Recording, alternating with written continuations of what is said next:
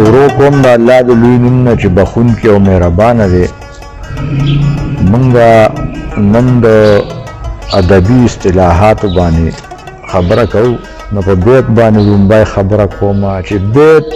عربی کې کور ته وایي. کور ته وایي نو د یو کور ته چې دننه کېږي د هغې دروازه د بیت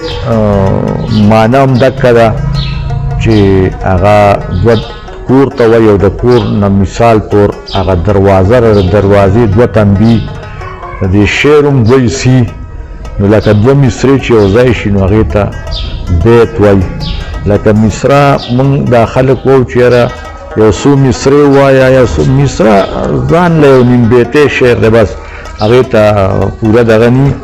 مصره په شعر کې دوه مصرې چې کومې دي د هغې نه بیت جوړېږي. نو دا بیت ته لکه ځکه ووامه چې د نیکۍ کارونه زده که د خفا شه. د نیکۍ کارونه زده که د خفا شه چې رب درکړي پس د مرګه درې مهاشه. بس دا بیت شه. اوس ورپسې راځو شعر شه. موږ ووایو شعر ووایه. ستا ته کوم شعر یاد دی چې په کاپیه او په ردیفو او په هغه وزن برابري نو بس هغه خلک چې کوم دی نو هغه ځان دپاره شعر خوښ کړي. لکه هغه ته شعر وایي چې یو مقصد یې پکې کاپیې او ردیفې برابري هغه وزن یې هغه بحر یې برابري او زړه پورې شي نو هغې ته شعر وایي. کاپیه څه ته وایي نو کاپیه په دغه شعرونو کې وروستو مخکې را رواني چې کوم شعر کې کاپیه په غزل کې لکه اوس کاپیه ردیف پسې رستو وي مخکې لکه په رستو ځای کې ردیف راځي. لکه که موږ ووایو چې د تلوار نه کمکل تړي بار سست نو بار پکې کاپیه را او سست پکې ردیف دی. نو کاپیه په شعر کې رستو راځي لکه رستو او ردیف چې کوم دی نو اخیري ته راځي. نو کاپیه په شعر کې ډیره لازمي ده. د تلوار نه کمکل تړي بار سست او تلوار نه کړي سوال جواب کې هوښیار سست هوښیار تلوار دا کاپیه ده. بیا ردیف ته ردیف چې کوم دی نو دا ما مخکې دا دوه ټکو کې ووایي چې بار سست نو سست چې کوم دی نو دی ردیف دی. دی په شعر کې بالکل د کرښې اخیر ته راځي نو دی ردیف دی. دغه سست او بیا سست پکې راځي وروسته دا ټول ردیف دی. وزن نو وزن هغه څیز ته وایي چې کوم لکه یار ریبار نو داسې ټکي چې راځي دي ته موږ وزن وو. بیا بحر دی. بحر چې کوم دی نو هغه سمندر ته یا سیند ته ویلی شي او چپې ته ویلی شي بحر. دا شاعران چې خپل غزل جوړ کړي یا مرثیه یا قصیده نو بحر وله شمیر وي. دا دوره بحرونو غزل دی دا دوره بحرونو نظم دی. نو څوک لنډ بحر کې جوړوي او څوک اوږد کې نو د لنډ بحر غزل یا دا سندرې خاطر افریدي او غزل جوړ کړی چې وایي طلب کړم صنم چم په چم لون مې ګریوان دی ساسي مې نم. دا لنډ بحر دی. دا بحر شو. تضمین دی. تضمین هغه څیز ته وایي کوم چې شاعران د بل په غزل باندې لږ مخکې هغه شانو لیکي لکه هغه ځمکه او په هغه بحر په هغه ردیف باندې مخکې لاړ شي او به هو هغسې نو هغې ته تضمین وایي. لکه اقبال شاکر ویلي دي که نه یو پس دی بل تیره دی. دا نظم هغه لیکلی د بڼو هغه نو داسې دغه هم لیکلی دی ورپسې د تسکین مانیروال صاحب هغه هم هغه شان مخکې بوتلی دی. هغې ته تضمین وایي چې خو د شاعر نه دغه غوښتنه کوي څوک وکړي او څوک نه کوي. خوشحال بابا هم داسې لیکلي دي. د هغه نه پس د هغه په غزلو هم خلکو لیکلي دي. احمدین طالب چې کوم دی نو د علي خان په یو غزل باندې تضمین کړی دی چې ما اوس دا مخکې شعرونه وویل چې هغه وایي چې علی خان وای چې عاقلان وای چې سستی عجب هنر دی پورته راکاږي چې شي د سولې مار سسته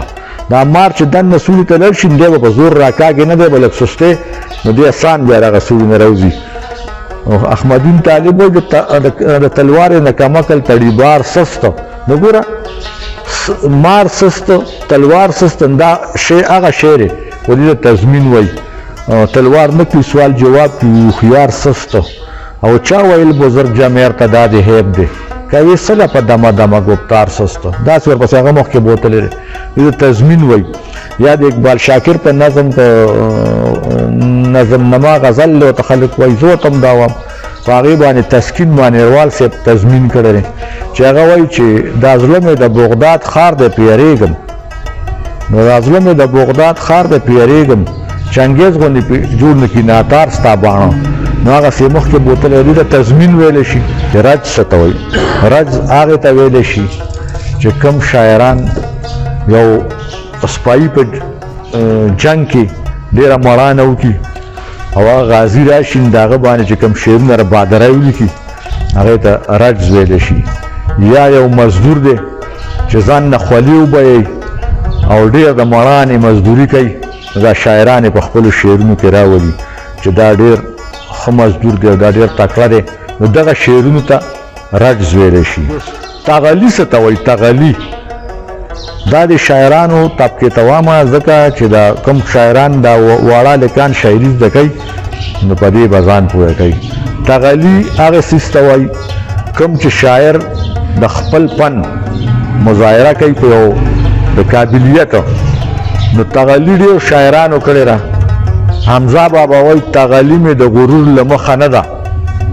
تغلی مې د غرور له مخه نه ده تور سترګې په رنجو د امتیاز یم خو تغلی په شعرونو کې عبدالله استاد هم کړی را هغه وایي چې زه عبدالله انور یم ستوري مې پټ کړي دي تل د سمندر یم ډک د جواهر یم دا هم تغلی ده خو شاعر په خپل کسر په کاړه کې په مقطع کې چې کمدنو تغلی کوي اوس چې کمدنو هجو چې کم دی هغه څه ته وایي هجو هغې ته وایي چې کومو شعرونو کې ته یو سړي پسې رد بد وایي هغې ته هجو وایي لکه دلته هم خلکو ویلي دي خو دا نومونه ځکه نه علم چې دا به هغه د دې زمانې شاعرانو یو بل پسې ویلي دي خو خوشحال بابا اورنګزیب علمگیر بادشاه پسې ویلي دي چې هغه ډېر زیات ګیرونو کې اچولی نو بیا هغه وی چې تفاوت د خپل پردي ورسره نشته تفاوت د خپل پردي ورسره نشته که پیژنې که یې ګورې نو اورنګزیب بادشاه ګمراه دی نو دې ته هجو وایي مطلع څه ته وایي مطلع هغه څیز ته وایي کوم شاعر چې یو کیسه یو قصیده یو غزل جوړی چې لومبی شعر کوم جوړ کړي نو هغې ته لکه حمزه بابا وایي لویه تمنا وه بیېدو ته مې پرې نه خوه اوښکه پښتنه وه څڅېدو ته مې پرې نه خوه نو دا مطلع شوه مطلع د غزل د قصیدې د نیمکای د بګاتای د هر هغه لومبي شعر ته مطلع ویلی شي اوس چې کوم دی نو مقطع